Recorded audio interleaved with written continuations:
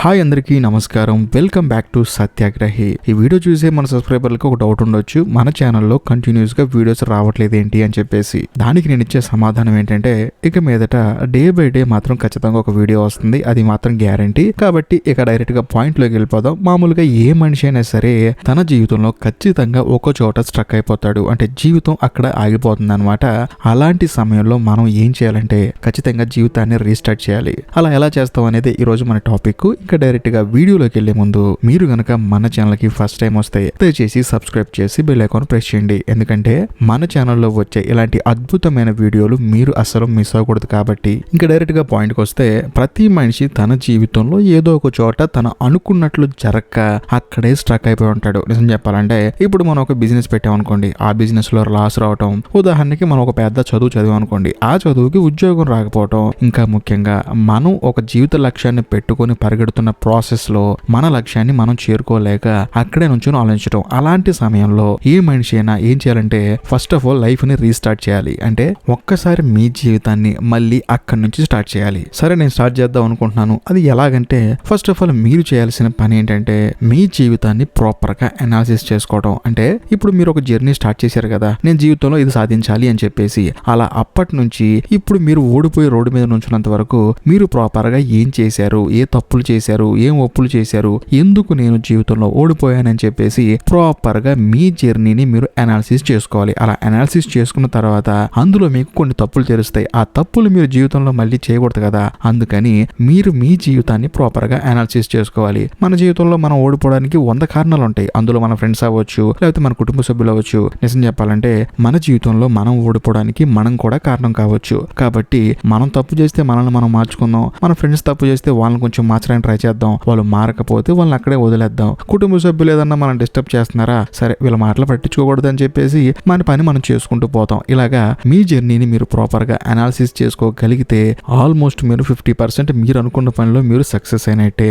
ఇంకా రెండో పాయింట్ ఏంటంటే, మీరు మీ జీవితాన్ని రీస్టార్ట్ చేసిన తర్వాత నెక్స్ట్ మీ జీవిత లక్ష్యం అవ్వచ్చు, మీ ఎడ్యుకేషన్ కెరీర్ అవ్వచ్చు, దాన్ని మనం ఎలా డిజైన్ చేసుకోవాలి, మనం ఈ పని చేసిన తర్వాత నెక్స్ట్ మన జీవితం ఎలా ఉంటుందని చెప్పేసి ప్రాపర్ గా మీ లక్ష్యాన్ని మీరు సెట్ చేసుకొని, ఆ లక్ష్యం కంప్లీట్ అయిన తర్వాత మన జీవితం ఎలా ఉంటుందని చెప్పేసి ప్రాపర్ గా విజువలైజ్ చేసుకోండి. ఎందుకంటే ఏ పని చేసినా ఒక ఉపయోగం ఉంటేనే కదా మనం చేసేది. ఆ ఉపయోగాన్ని మనం ముందుగానే ఊహించుకోవటం వల్ల పని చేయటం మీద మనకి ఇంట్రెస్ట్ వస్తుంది. ఉదాహరణకి, రోజంతా కష్టపడితే మనకు 2000 రూపాయలు డబ్బులు వస్తున్నాయి అనుకోండి, ఆ 2000 రూపాయలు మన జీవితానికి ఎంత ఉపయోగపడతాయి అనే పాయింట్ మీరు ఉదయాన్నే ఊహించుకోగలిగితే ఆ రోజంతా పని పర్ఫెక్ట్ గా చేస్తారు. అలాగే మనం చదువుకున్న తర్వాత మన జీవితం ఎలా ఉంటుంది, మనం బిజినెస్ చేసిన తర్వాత మన లైఫ్ ఎలా ఉంటుందని చెప్పేసి ప్రాపర్ గా విజువలైజ్ చేసుకోగలిగితే మనం ఆ పనిని పర్ఫెక్ట్ గా చేస్తాము, ఇంట్రెస్ట్ గా చేస్తాము. నిజం చెప్పాలంటే ఇరగదీసి అవతల పడేస్తాం. మీ జీవితాన్ని మీరు రీస్టార్ట్ చేసిన తర్వాత మీరు ముఖ్యంగా గుర్తుపెట్టుకోవాల్సిన పాయింట్ ఏంటంటే, మార్పులను స్వీకరించడం. అంటే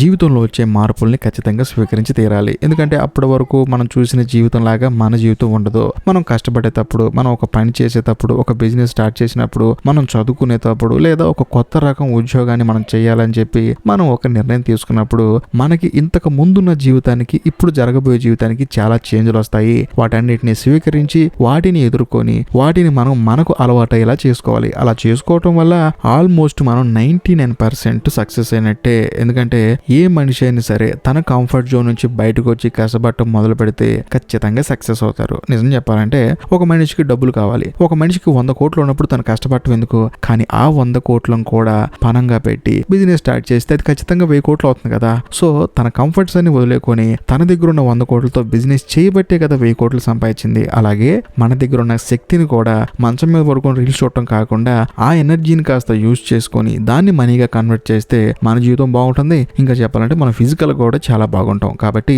జీవితంలో వచ్చే మార్పుల్ని ఖచ్చితంగా యాక్సెప్ట్ చేసి తీరాలి. యాక్సెప్ట్ చేస్తేనే మీ జీవితం మీ చేతుల్లో ఉంటుంది. లేదు కంఫర్ట్ జోన్ లో ఉంటారంటే మీకు వచ్చే శాలరీతో, మీకున్న ఉద్యోగంతో మీరు హ్యాపీగానే ఉంటారు, కానీ మీ జీవితంలో ఎదుగుదల మాత్రం అస్సలు ఉండదు. ఇంకా లాస్ట్ అండ్ ఫైనల్ గా నేను చెప్పొచ్చే పాయింట్ ఏంటంటే, మీరు జీవితంలో ఏదైనా సాధించాలనుకున్నా, లేకపోతే నేను పని చేయాలి, ఈ స్థాయిలో నేను ఉండాలి అని అనుకుంటే మాత్రం ఖచ్చితంగా ఆ పనిని ఈ క్షణం నుంచే స్టార్ట్ చేయండి. లేట్ చేయమాకండి. ఎందుకంటే ఎప్పుడు ఏమవుతుంది ఎవరికి తెలియదు. కాబట్టి ఈ క్షణం నుంచే కష్టపడండి. ఖచ్చితంగా మీరు జీవితంలో అనుకున్న సాధిస్తారు. లేదు నేను టైం వేస్ట్ చేస్తాను అనుకుంటే మిమ్మల్ని ఈ జీవితంలో ఎవ్వరూ మార్చలేరు, మిమ్మల్ని మీరు కూడా మార్చుకోలేరు. కాబట్టి లైఫ్ ని ఎప్పుడైనా సరే ఒక చోట ఆగిపోయినప్పుడు, మనం ఓడిపోయినప్పుడు మనం నిరాశ చెందాల్సిన అవసరం లేదు. జీవితాన్ని అక్కడి నుంచి రీస్టార్ట్ చేస్తే ఖచ్చితంగా మనం అనుకున్నది సాధిస్తాం. ఎందుకంటే ఉన్నదే ఒక జీవితం కదా. మనం అనుకున్న అన్ని జరిగితే ఆ జీవితానికి అర్థమే ఉండదు. కానీ మన చేతుల్లో ఉన్నది కేవలం కష్టపడటం మాత్రమే. కాబట్టి ఓడిపోయిన ప్రతిసారి జీవితాన్ని రీస్టార్ట్ చేయండి, ఖచ్చితంగా సక్సెస్ అవుతారు. అదండి సంగతి. ఈ వీడియో కనుక మీకు నచ్చినట్లయితే ఖచ్చితంగా లైక్ చేయండి, షేర్ చేయండి, కామెంట్ చేయండి. ఇంకా ముఖ్యంగా ఇప్పటికీ మీరు మన ఛానల్ సబ్స్క్రైబ్ చేసుకోకపోతే దయచేసి సబ్స్క్రైబ్ చేసి బెల్ ఐకాన్ ప్రెస్ చేయండి. బాయ్.